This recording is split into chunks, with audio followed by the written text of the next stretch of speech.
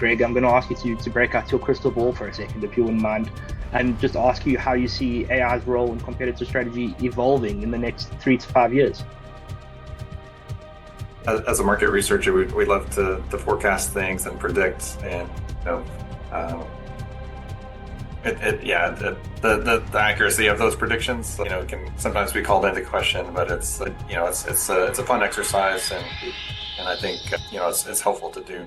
So, as far as AI's role in strategy and helping corporations move beyond their competition, I think it ultimately all comes down to trust, right? So how can an organization trust AI, and to what degree can they trust AI to actually have that autonomy? So in my view, as AI grows over the next few years, we'll continue to see the shift from AI being used as a support tool to a true driver of change in the market. So not just using it to analyze data or find patterns in the data, but actually helping business leaders test new ideas and experiment, simulate market scenarios. And all this really leads to is the leader being able to make faster and smarter decisions.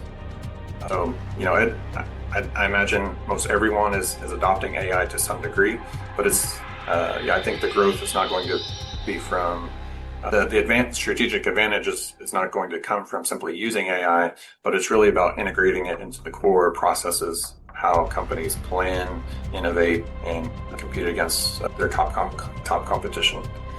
Specifically, if we look at some of the major shifts in where we're headed, Alex touched on this, but the use of what's called agentic AI or AI agents. So these are systems that can act autonomously to achieve specific goals within the boundaries and parameters that you set for them.